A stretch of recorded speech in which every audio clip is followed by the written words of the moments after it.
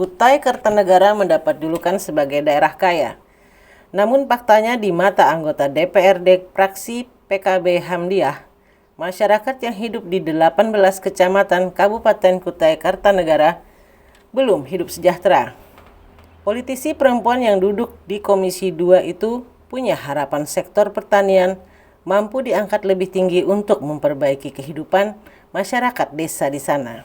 Sektor pertambangan masih mendominasi perolehan anggaran di kabupaten yang sekarang dipimpin Bupati Edi Damansyah. Data Badan Pusat Statistik triwulan 3 tahun 2020 menyebut kontribusi pertambangan pada PDRB atau Produk Domestik Regional Bruto sebesar 38,9%. Kemudian menyusul 3 sektor di bawahnya, industri pengolahan 19,31%, konstruksi 10,11%, serta pertanian kehutanan dan perikanan 9,2%. Di Kabupaten 10 kabupaten kota, salah satunya adalah Kutai Kartanegara yang tempatnya luas, mempunyai 18 kecamatan dan 27, berapa ribu. Dan penduduknya sekian banyak, tetapi ternyata banyak juga yang melakukan perkebunan atau pertanian, tetapi kita belum sejahtera. Dengan luas wilayahnya 2,7 juta hektar, Kutai Kartanegara dipersiapkan menjadi salah satu lumbung pangan penyuplai ibu kota negara yang segera pindah dari Jakarta ke Kalimantan Timur. Menurut Hamdiah, momentum itu menjadi kesempatan agar sektor pertanian mendapatkan perhatian lebih besar. Saat ini Kutai Kartanegara menjadi salah satu penopang kebutuhan beras Provinsi Kalimantan Timur. Dari total produksi beras Kaltim sebesar 241,3 ton, sebanyak 148,8 berasal dari Kukar. Hamdiah mengatakan, pertanian juga perlu melakukan pengkayaan jenis tanaman yang perlu dikembangkan. Selain beras yang menjadi kebutuhan pokok, lahan-lahan di Kutai Kartanegara juga dimanfaatkan jenis tanaman lainnya. Politisi dari PKB itu menyebut tanaman porang, jenis umbi-umbian yang dapat diolah menjadi tepung dan bahan baku industri kosmetik berkualitas ekspor. Nah, kami selaku Komisi 2, khususnya saya sendiri, berharap bagaimana kerja pemerintahan kita bergandengan tangan dengan perusahaan-perusahaan yang tambangnya yang bisa dikelola. Contohnya kemarin ada pertanian singkong gajah. Nah, itu juga sudah berhasil, alhamdulillah, walaupun itu masih susah lah pemasarannya. Nah, sekarang ada pertanian atau perkebunan yang tidak kalah menariknya, yaitu porang. Nah, porang ini kalau kita mau lihat perkembangannya tuh yang paling hebat tuh adalah di daerah Jawa, tetapi di Kalimantan Selatan. Anggota DPRD Kukar mengakui sudah melihat langsung penanaman jenis porang di Kalimantan Selatan dan merekomendasikan kepada Pemkab Kukar untuk mengembangkannya. Tim Kaltim TV Hardin melaporkan. Seorang tukang parkir yang biasa beroperasi di depan sebuah kafe kawasan eks Bandara Temindung Jalan Serindit Samarinda ditangkap petugas Badan Narkotika Nasional Kota Samarinda. Pria berusia 38 tahun bernama Andi Tono itu ditangkap dengan barang bukti 49,8 gram narkoba jenis sabu. Petugas dari BNN Kota Samarinda sudah melakukan pengintaian terhadap Andi Tono. Di antara petugas bahkan mengenakan jaket seragam ojek online agar tidak dicurigai oleh tersangka. Sampai tiba waktunya setelah mendapatkan kepastian adanya kegiatan transaksi dan barang buktinya, petugas langsung bergerak menangkap. Saat ditangkap, tersangka awalnya berusaha mengelak, namun petugas berhasil menemukan barang bukti narkoba jenis sabu-sabu yang disimpan dalam bungkusan rokok. Tersangka Andi Tondo mengaku hanya dititip barang terlarang itu oleh seseorang. Pelaku pengedar akhirnya tidak dapat mengelak lagi saat digelandang petugas. Selamat malam, salam sejahtera bagi kita sekalian. Terima kasih rekan-rekan wartawan Kota Samarinda yang telah hadir, bahwa mungkin rekan-rekan mendapat informasi bahwa BNN Kota Samarinda pada hari ini hari Kamis 16.30 di Jalan Serindit. Itu TKP-nya Jalan Serindit, Komplek Bandara Temindung, depan Cafe Cipole. Kota Samarinda dari BNN Kota Samarinda membenarkan bahwa telah dilakukan penangkapan. Saya selaku Kasih Pemberantasan mewakili BNN Kota Samarinda membenarkan bahwa pada hari ini telah dilakukan penangkapan dengan satu tersangka atas nama Tono yang merupakan kurir narkotika jenis sabu-sabu dengan banyak barang bukti 50 gram. Itu aja sementara yang perlu saya sampaikan pada rekan wartawan, karena ini akan dilakukan pengembangan jaringan untuk memutus mata rantai tersangka Tono. Dari tertangkapnya Andi Tono, petugas BNN masih mengembangkan kasus pengedaran narkoba dengan menyelidiki lebih jauh dari siapa narkoba jenis sabu itu diperoleh. BNN menduga Andi Tono hanyalah pengedar yang menjadi kaki tangan sebuah jaringan narkoba di Kalimantan Timur. Tim Kaltim TV melaporkan. Usai dilantik menjadi wali kota Balikpapan, Rahmat Masud secara khusus berziarah ke kuburan Tohari Ajis. Almarhum adalah pendamping Rahmat Masud sebagai wakil wali kota yang memenangkan Pilkada Kota Balikpapan. Ziarah wali kota didampingi oleh Kepala Dinas Kesehatan Andi Sri Juliarti, Kepala Pol PP Zulkifli, dan Kepala BPBD Suseno. Rahmat Masud mengenang wakilnya sebagai sosok ramah, santun dan tegas serta low profile yang selalu bersemangat membangun Kota Balikpapan. Rahmat Masud resmi dilantik tunggal sebagai wali kota Balikpapan di Gedung Lamin Etam, Samarinda. Pelantikan secara virtual dengan penerapan protokol kesehatan tanpa Tohari Ajis sebagai wakil wali kota terpilih yang meninggal dunia. Prosesi pelantikan dan pengambilan sumpah jabatan sebagai wali kota dihadiri oleh Forum Komunikasi Pimpinan Daerah. Gubernur Kaltim Isran Nur mengucapkan selamat kepada masyarakat Kota Balikpapan yang memiliki pemimpin baru. Kepada wartawan, Wali Kota Rahmat Masud mengungkapkan rencana kerjanya dalam 100 hari ke depan, juga program kerja selama memimpin kota itu. Seperti diketahui, Rahmat sebelumnya adalah wali kota Balikpapan dan kini menggantikan seniornya Rizal Effendi yang sudah 2 periode menjabat wali kota. Dalam 100 hari ini program kami adalah good government, artinya pemerintahan yang baik yang akan kita terapkan sesuai dengan visi misi kami. Kedepannya insya Allah, walaupun kita ketahui sudah baik, kita akan mampu untuk bisa berbuat yang lebih baik lagi untuk membangun Kota Balikpapan. Masalah wakil, sebelum Anda tanya, itu nanti kita serahkan prosesnya sesuai dengan perundang-undangan nanti. Yang penting 100 hari ini kami akan akselerasi kecepatan terutama dalam penanganan COVID di Kota Balikpapan yang cukup meningkat, dan insya Allah doakan kami, artinya kita gotong royong bersama untuk menuntaskan permasalahan termasuk COVID yang ada di Kota Balikpapan. Pak Wali, Menteri Keuangan sudah menurunkan memberikan konfirmasi bahwasanya pembelanjaan APBD itu menurun selama setahun ini. Nah, ini apakah menjadi program juga 100 hari untuk meningkatkan daya beli, daya dan investasi, Pak? Ya, niat kita bagaimana pelaku UKM itu kan masuk dalam visi misi kami dan menjadi program kami memberdayakan UMKM. Sehingga dengan UMKM inilah yang akan bisa mempertahankan pertumbuhan ekonomi yang ada di satu daerah termasuk di Kota Balikpapan. Mudah-mudahan dengan pengalaman saya sebagai pengusaha dan pedagang akan mampu berkolaborasi dengan para pedagang-pedagang khususnya pelaku usaha untuk menghidupkan termasuk juga industri-industri kecil rumahan yang ada di Kota Balikpapan. Hadir dalam acara pelantikan itu keluarga Rahmat Masud yang juga terjun ke dunia politik, yakni anggota DPR RI Rudi Masud, Bupati Penajam Pasir Utara atau PPU Abdul Gapur Masud, dan anggota DPRD Kaltim Hasanuddin Masud. Tim Kaltim TV Hardin melaporkan.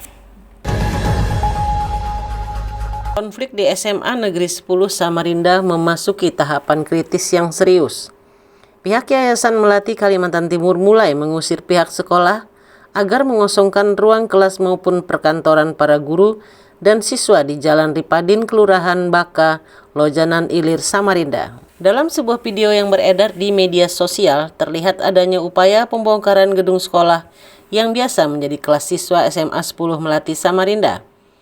Namun hal tersebut dibantah, kegiatan itu bukan pembongkaran, tapi pembersihan gedung Yayasan Melati. Setelah videonya viral dan mengundang prihatin warga di Kota Samarinda, Ketua Komisi 4 DPRD Kaltim Rusman Yakub menyayangkan hal tersebut sampai terjadi. Dia berharap pihak Komite Sekolah SMA Negeri 10 dan pihak Yayasan Melati bisa menahan diri sambil mencari solusi. Yang jelas Komisi 4 masih mendalami persoalannya. Kita juga nggak bisa ini salah, ini benar. Nah, dari hasil pertemuan itu ya, ya kalau bisa. prinsipnya Komisi 4 ingin mau mendengarkan semua pihak. Oke? Tidak mungkin ada ini. Yang jelas DPRD berdiri tegak di semua kepentingan. Tidak ada yang kita bela, tidak ada yang kita sisih. Sengketa yang terjadi antara pihak Yayasan Melati dengan Sekolah SMA Negeri 10 sudah berlangsung lama dan berujung gugatan ke pengadilan hingga Mahkamah Agung.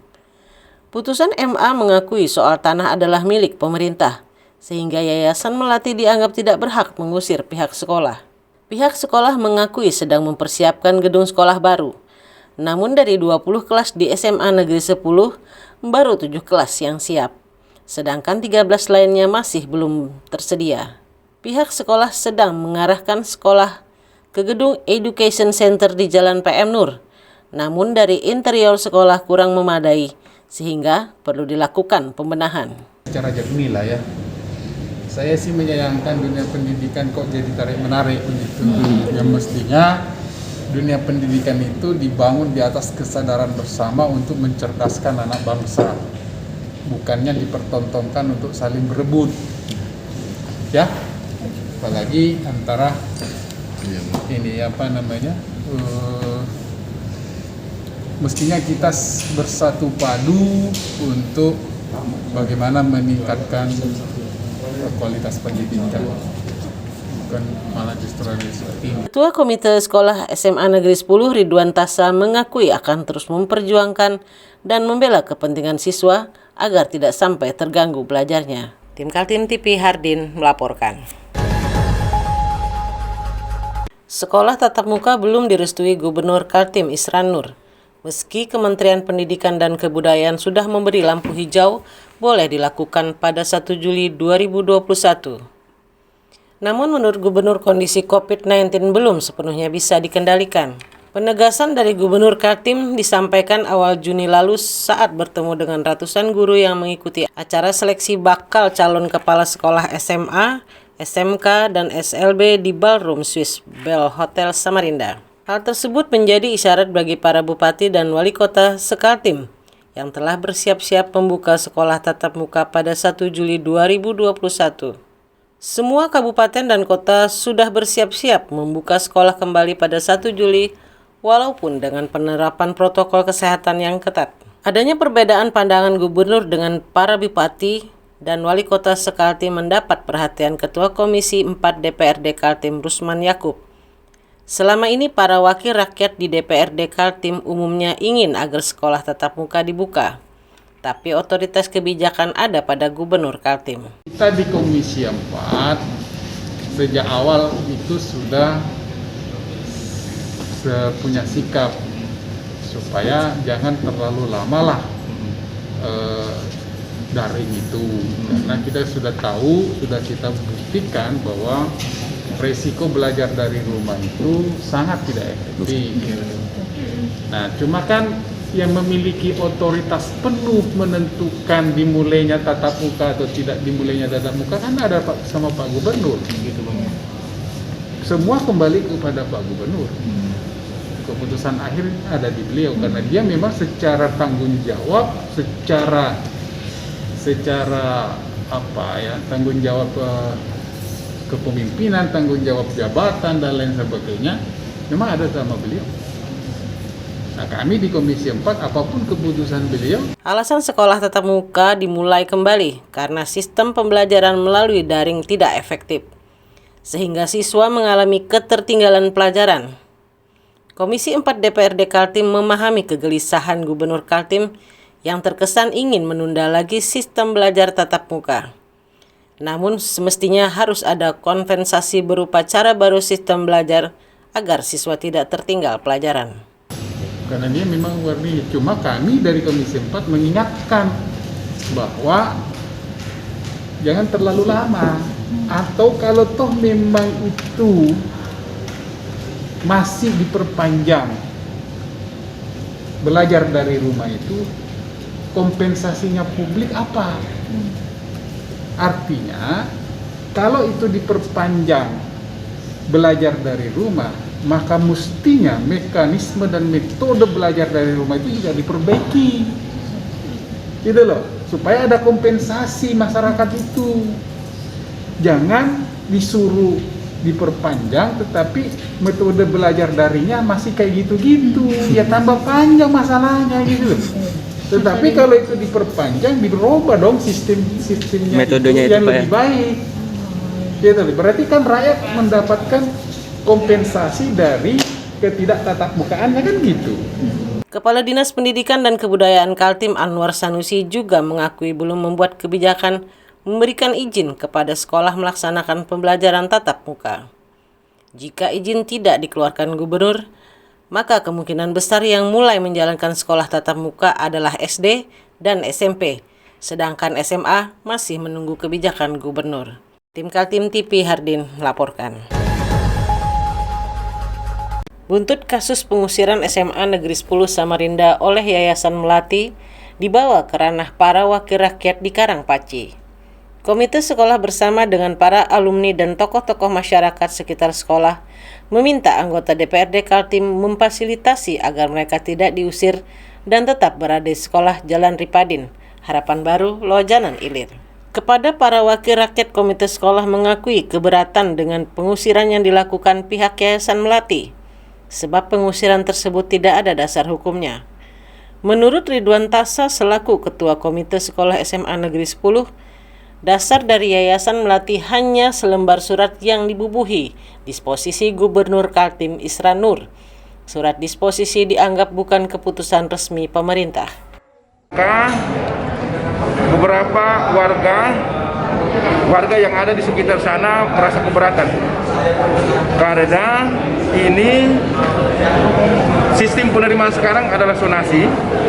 Di SMA sana itu, di daerah sana itu hanya 2 SMA. SMA 4 dengan SMA 10 negeri. Dengan demikian maka anak-anak pasti banyak yang tidak sekolah di SMA, dan berarti bahwa merugikan warga yang ada di sana. Sehingga camat dan lurah memberikan dukungan kepada SMA 10 agar supaya tetap berada di seberang. Yang ketiga, disepakati bahwa akan diadakan pertemuan besok dengan Dinas Pendidikan Provinsi, kemudian Biro Hukum, Pasekda, asisten yang menangani, dan mungkin juga kami dari komite, agar supaya diambil solusi yang terbaik. Mengenai pemindahan sekolah, komite sekolah tidak keberatan dipindah, asalkan gedung sekolah pengganti sudah siap. Sekolah baru di kampus B di Jalan Perjuangan dinilai komite sekolah tidak siap. Pemerintah sedang menyiapkan Education Center di Jalan MT Haryono sebagai sekolah pengganti sementara. Namun gedung itu pun belum selesai direnovasi agar bisa menjadi kelas belajar mengajar para guru dan siswa. Ketua Komisi 4 DPRD Kaltim Rusman Yakub mengakui sudah melihat sekolah pengganti di kampus B Jalan Perjuangan yang dianggapnya tidak layak. Ada tempat upacara dan lain sebagainya, dan terjal seperti itu. Gitu. Jadi, tetapi soal bahwa Pak Gubernur mau menyerahkan, menghibahkan aset pemerintah kepada pihak manapun, itu kewenangannya gubernur, silakan saja.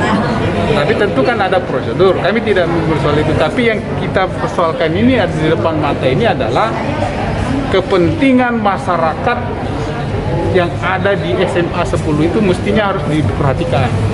Gitu loh. Bang, ini kan disinyalir ada instruksi juga dari gubernur gitu kan, yang disposisikan kepada Disdik. Apakah disampaikan juga dalam pembahasan hari ini? Ada. Nah, itu gimana tuh, Bang? Kami tidak mau mengomentari itu karena itu bukan dasar hukum. Disposisi itu bukan dasar hukum, tetapi itu adalah internal di eksekutif. Yang aneh itu kenapa bocor ke pihak luar gitu loh. Artinya itu bukan menjadi dasar yayasan. Oh, bukan. Menurut saya itu bukan dasar untuk dijadikan sebagai kekuatan untuk melakukan tindakan. Itu kan internal pemerintah. Gitu loh. Konflik antara Yayasan Melati dengan SMA Negeri 10 bergulir sejak beberapa tahun silam.